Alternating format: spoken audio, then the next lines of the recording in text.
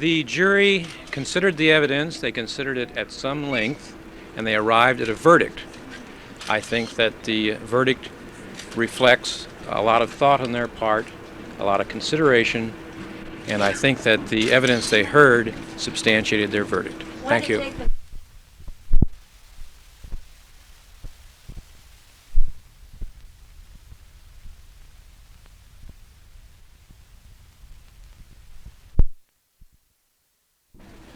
My reaction is that the jurors deliberated a long time, and I'm certain that they acted in good faith.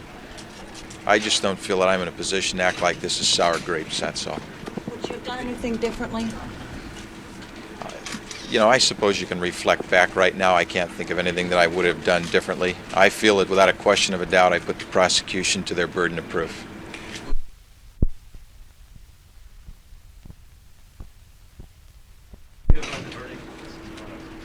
I'm just going to watch. Watch you all judge yourselves. You all live with yourselves. You all know what you are. You all know money's your God. You all know you have no truth. Where's your love? What do you love, people? What do you love? Where's your faith? Where's your trust?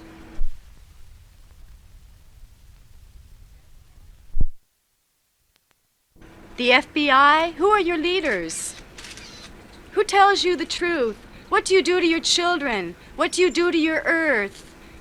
Look at your earth. Look at your air. Look at your water. Look at your wildlife. Where's it all going? Yeah, a lot of you people are living in images of how you look. And lie and lie and lie. Absolutely, an appeal will be filed. You said... Will you file the appeal? The normal situation would be that I would file a notice of appeal, and then probably another attorney would be appointed to handle the appeal, because there are attorneys who do appellate work, which I don't do. What would the appeal be based on? Well, it would be based on the matters that have been already raised in the record, plus any other matters that another lawyer might see in there that he would want to raise on appeal. Did the judge do anything wrong, do you think, on which an appeal could be based? Well, without rehashing everything, I simply feel that the motion for dismissal should have been granted at the time when it was made with regard to the witness Damer. And I don't want to rehash all of that again, because we've gone through all of those things. As Ms. Fromme indicated earlier, did you ask her if she would wish to appeal if she were found guilty? Yes, she will appeal. She said she has said that. She was sitting in the courtroom. Whether she said it or not, an appeal will be filed. But did she say that she would want to appeal? I can't say that she spoke those exact words, but that was the obvious inference that would be drawn. Mr. Berger, you said throughout the deliberations that you thought the longer the jury was out, the better chance there was for your client. Frankly, are you surprised after 4 days they came back with this verdict? I have to say very candidly I am. I felt that with the length of time that they were out, that they would return a guilty verdict on the assault, and I felt they would be unable to decide the main issue of attempting to assassinate the president. Can you speculate what maybe happened in the jury room? What you think may have happened? Gee, I really can't. Your guess would be as good. I think that it had to hurt to a certain degree, because I think jurors feel that if a defendant does not appear in court, it shows a lack of interest in the case, and sometimes it's very easy to say, if the defendant doesn't have the interest, why should we have that much interest? Now, I'm not saying that occurred. I'm just saying it's a very easy thing to have occur just subconsciously. You think that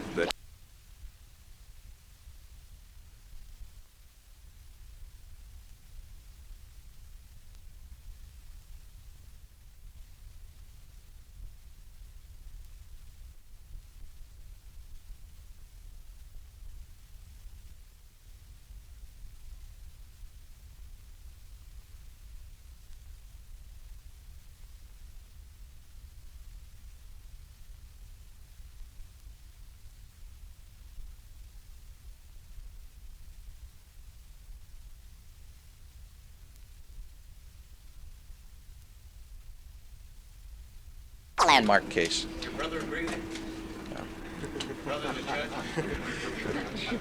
I haven't talked to him about the case John, had she taken this... and other things.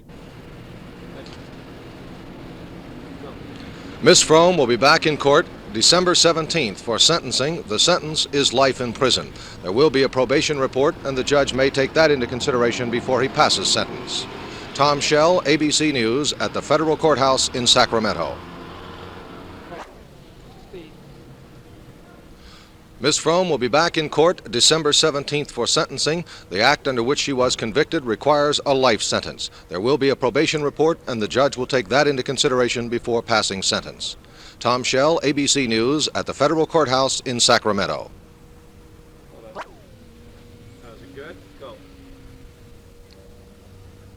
Ms. Fromme will be back in court on December 17th for sentencing. The act under which she was convicted for the crime of attempting to assassinate the president requires a life in prison term. Tom Schell, ABC News, at the federal courthouse in Sacramento. Do it again. Don't stop and say a sentence of life in prison. Go, I'm going to run out of film. On December 17th, Ms. Fromme will be back in court for sentencing. The act under which she was convicted requires a life term. Tom Schell, ABC News, at the federal courthouse in Sacramento.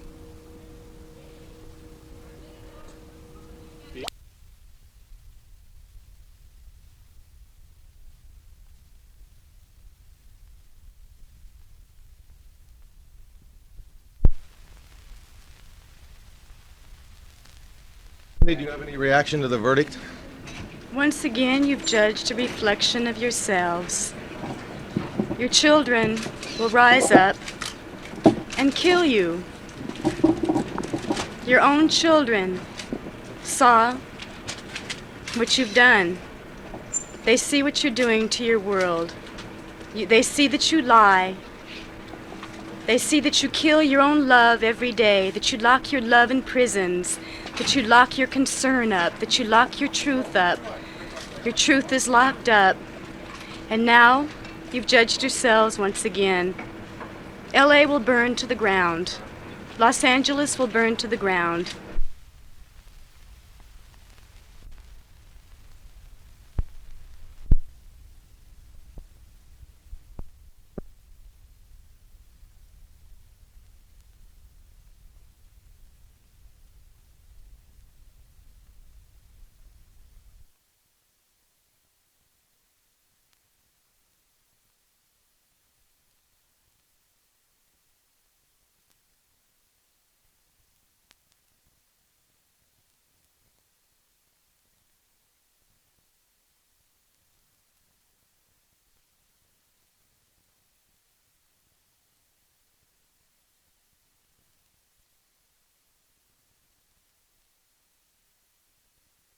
Lynette Fromme will spend the next several days in county jail here in Sacramento while the U.S. Attorney decides in which federal prison she will spend her life term.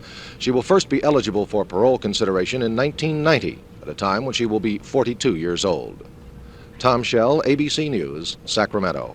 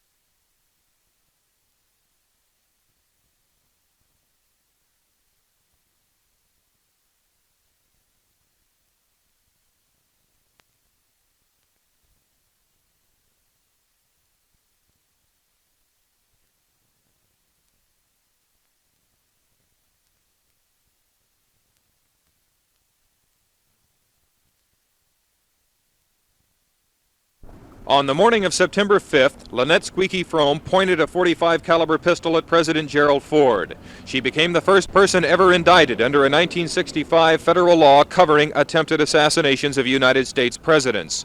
Ford became the first president ever subpoenaed to testify at a trial, giving his testimony by way of videotape. The jury deliberated 2.5 days after a 3-week trial, finding Miss Fromme guilty of attempted assassination. Now, 3 weeks after the verdict, she'll be back in Federal Judge Thomas McBride's courtroom to hear the penalty for what she did. She could get life in prison with parole possible after 15 years. But defense attorney John Verga is still claiming the prosecution did not follow proper legal procedure.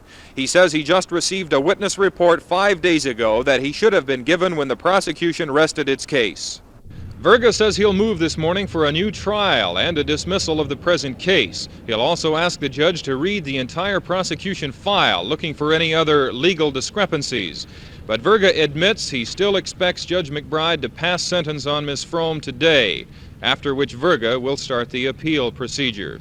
Don Strickland for ABC News, Sacramento.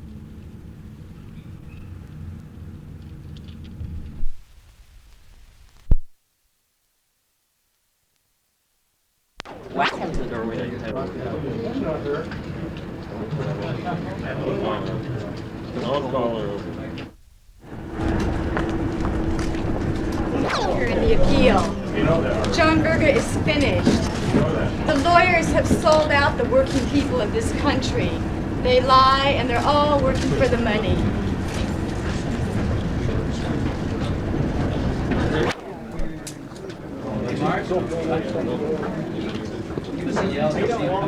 Bring your crayons with you, Walt.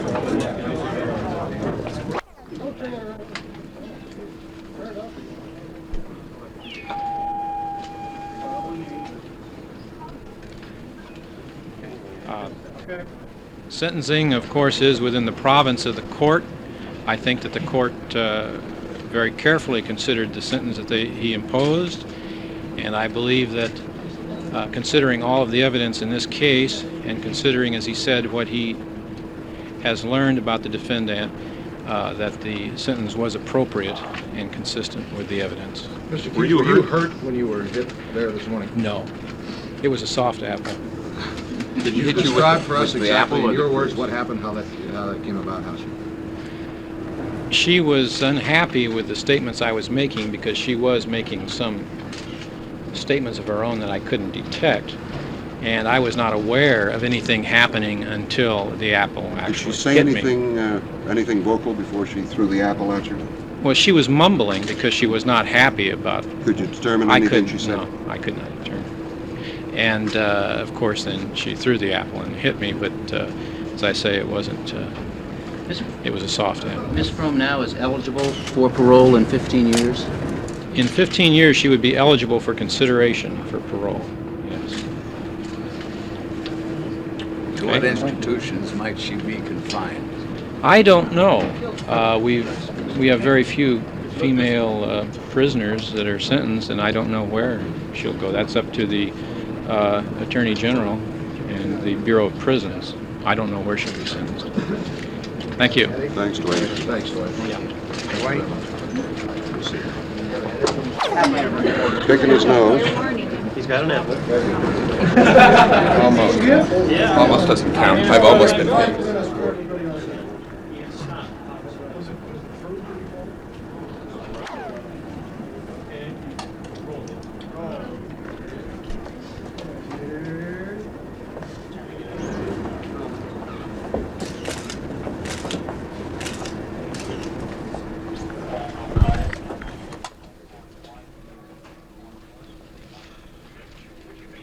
What now, Mr. Verga? Well, I filed a notice of appeal, and whether or not I'll be handling the appeal, I don't know. I anticipate I might be. Well, she said that she doesn't want you to handle the appeal.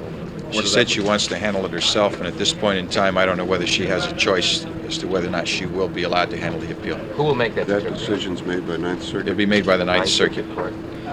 She's basing her request upon the Ferretta decision, which says she has the right to be her own counsel, but I'm of the opinion that that does not extend to an appeal. What will be the grounds for the appeal?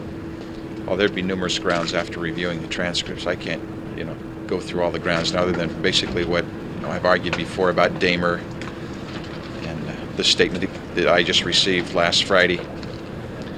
The fact that the opinion evidence should not have been allowed to come in with regard to her state of mind, that she acted with surprise and so on. And there would be other basis for the appeal.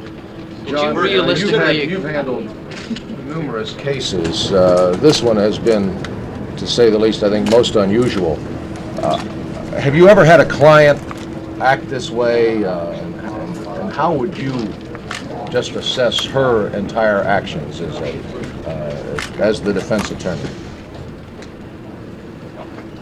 Well, I haven't had a client act this way in court, at least not like she did today.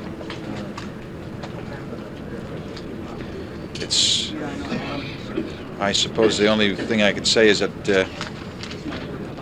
her actions were certainly very much out of the ordinary. Not particularly exemplary. What the judge Considering her statements and her actions, do you think that society would be well served if your client were released, were back on the street? Well, that's a question that I really think that I should not answer. I think it would, place me in a conflict of interest with my client. I mean, it's just something that I would prefer not to answer. The judge has rendered, the judgment that he feels was appropriate in the case, and the judgment's been rendered. So. John, that pre-sentence report, the pre-sentence probation report, is now a matter of public record, is it not? It is still not. Right. It's still a privileged report that the press would not have access to my knowledge. Now, the federal courts do not allow access to the report. I was allowed to read it, but I was not given a copy of it. Was the sentence justified, of your involvement in this case, do you fear for your life?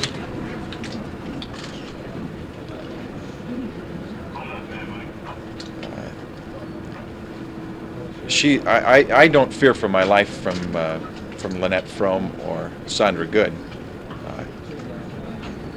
I think anytime you're involved in a case like this, you can't help but wonder, who's going to come out of the woodwork and what might happen, and to say anything else would be Is that why you're carrying foolish. a gun?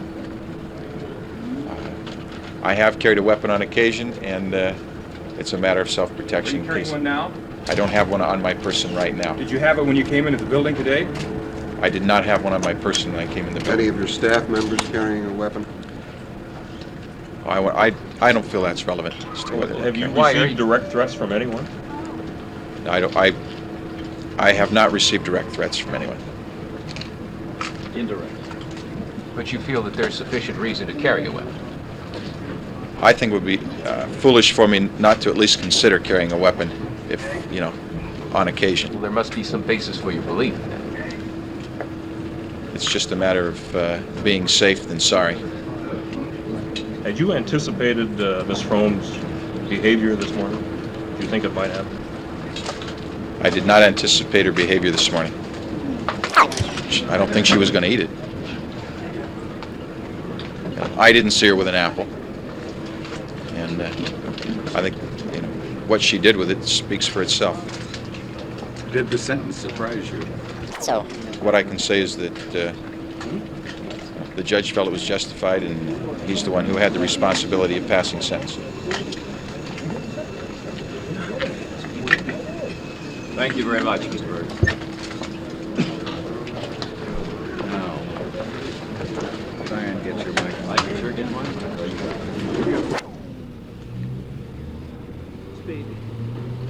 Lynette Fromme will spend the next several days in county jail here in Sacramento. Then the U.S. Attorney will decide in which federal prison she will serve out her life term. She will first be eligible for parole consideration in 1990, at a time when she will be 42 years old. Tom Schell, ABC News, Sacramento.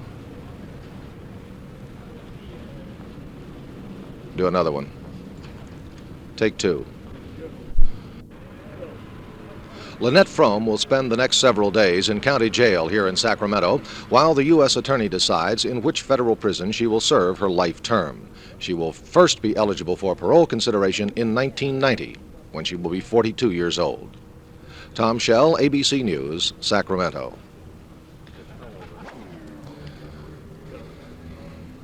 Lynette Fromme will spend the next several days in county jail here in Sacramento while the U.S. Attorney decides in which federal prison she will serve her life term. Miss Fromme will first be eligible for parole in 1990, when she will be 42 years old. Tom Schell, ABC News, Sacramento.